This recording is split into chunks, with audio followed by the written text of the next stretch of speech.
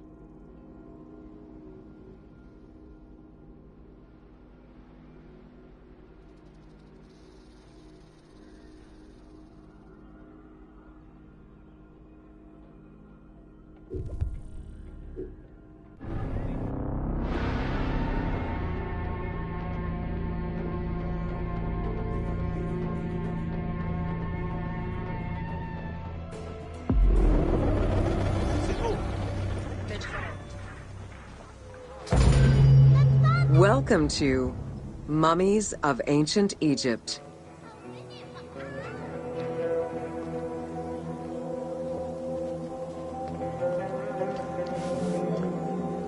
The mummification process used by ancient Egyptians was highly ceremonial in nature. The different types of mummification took into account the social level and richness of the deceased and even included animals. The most expensive was that reserved for the pharaoh and the royal family, as well as some of the wealthiest members of the court.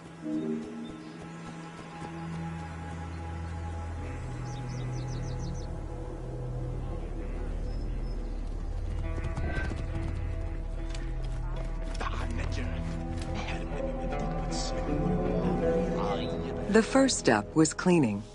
Once bodies arrived at the mummification site, they were placed on inclined tables while the bodily fluids drained away.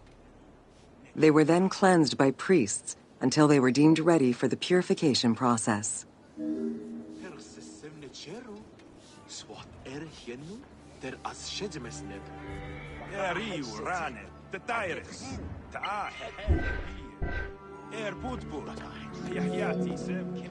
The purification of the body began with a libation from sacred water. The priest then fumigated the body with terebinth resin. After the ritual cleansing, priests used oils, spices, and all kinds of essences to further purify the body of the deceased. Finally, all body hair was meticulously removed.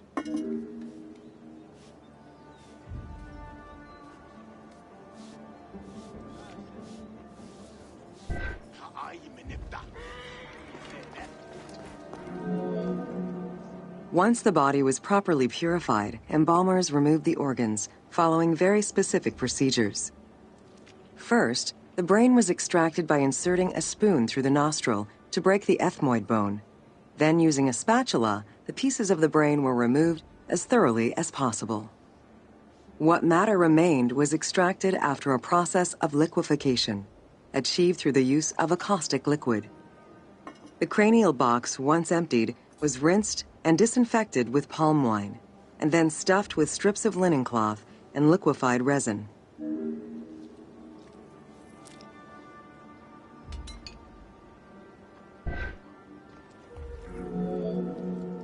After taking care of the brain, embalmers made an incision on the left flank and carefully set aside the viscera.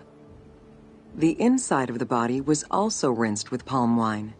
Then the embalmers filled the belly with pure myrrh, cinnamon, and other perfumes and sewed it shut. The removed viscera were washed in palm wine and packed in crushed herbs before being placed in canopic jars.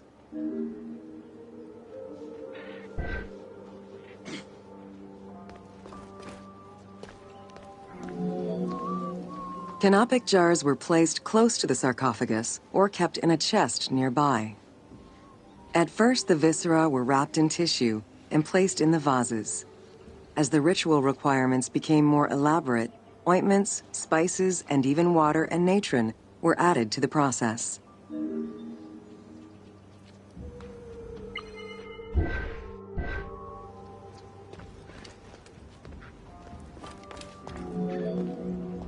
Towards the middle of the New Kingdom, canopic jars assumed the appearance of the 4 sons of Horus.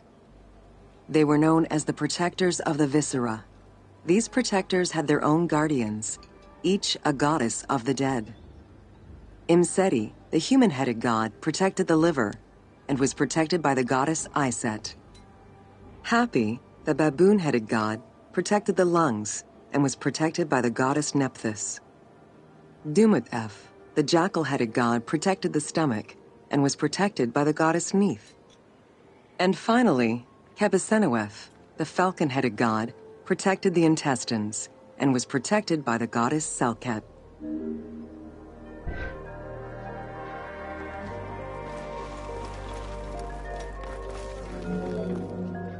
Natron is a naturally occurring mineral found in evaporite. These sedimentary rocks are made up of mineral salts and were generally mined from lake beds in Egypt.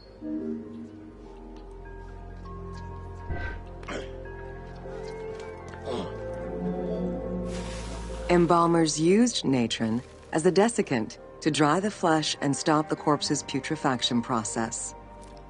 Once the body was cleansed and eviscerated, the deceased was covered in natron for about 40 days. Once desiccated, the body was prepared to be wrapped in strips of linen.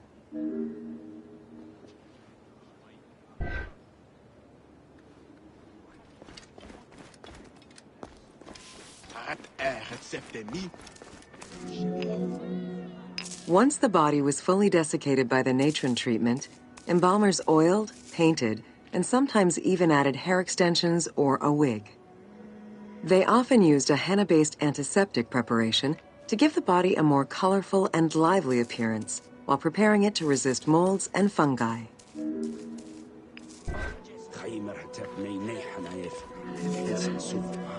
Next came the phase which gave mummies their most well-known appearance, the wrapping. Originally, each part of the body was wrapped separately. Men had their arms crossed on their chests, while women had the right arm folded over their breasts and the left arm stretched along the body. However, techniques evolved over time. Eventually, the body as a whole was wrapped with limbs alongside the body, and increasingly sophisticated and different techniques of weaving flax bands were developed.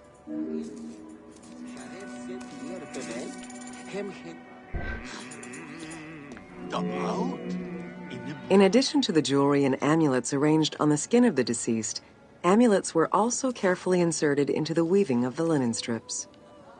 Each amulet was linked to a myth or to an ideological belief related to rebirth.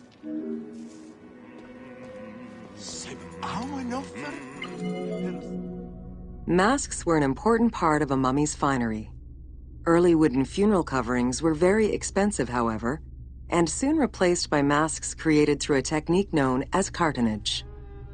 Masks fashioned with this method were created by laying several layers of linen or papyrus pulp on a base made of mud or straw. Cartonnage was used for more than funerary masks. Ornaments and the animal coffins of the late period were also made in such a fashion.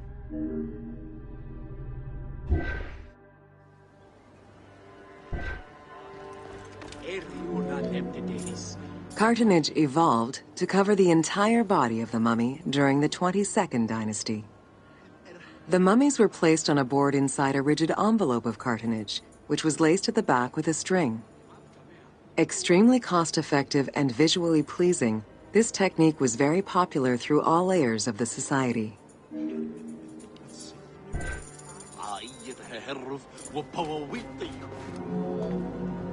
Cartonnage envelopes were usually covered with inscriptions and polychrome decorations, specifying the names and titles of the deceased, scenes depicting daily life, or decorations specific to the funerary world.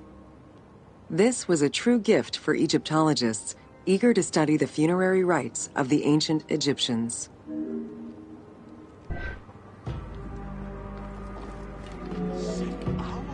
Once the mummy was properly wrapped and adorned, the embalmers proceeded with the ceremony of the opening of the mouth. A vital step of the funerary process, this ceremony was meant to bring back to life the deceased themselves or an object representing the deceased.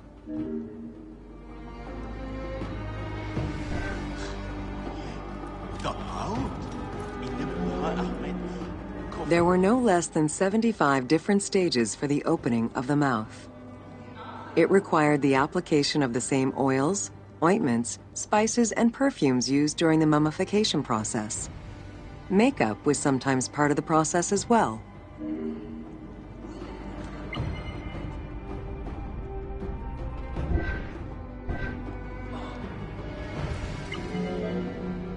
The last stage of this long ritual was the act of touching the mouth with the adze to symbolically allow the breath of life to infuse an inert body. Its performance was reserved for a very specific set of people: priests who wore the mask of the god Anubis, a close relative of the family, or by the heir to the throne.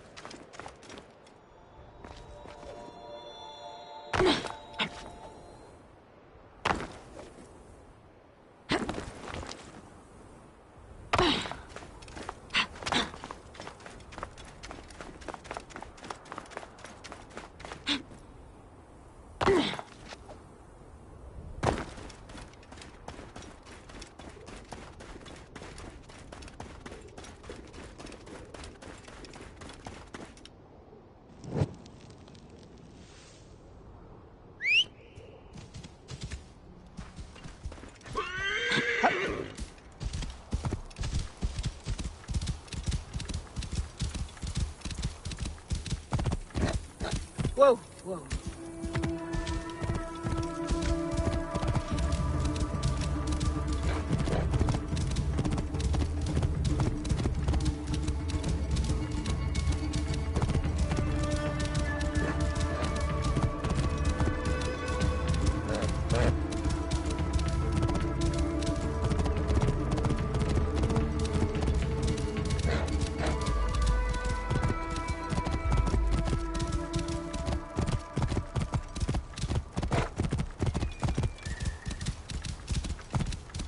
Whoa!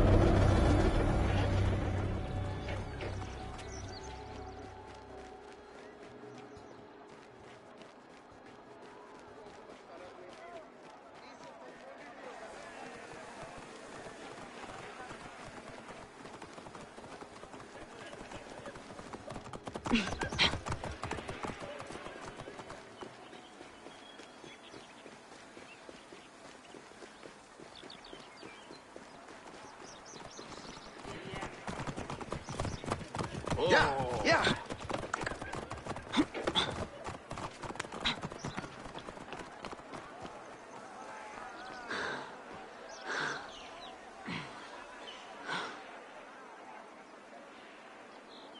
Πότε διδάσκεσαι Λάτιν? Τι πω πρώην και εχθές?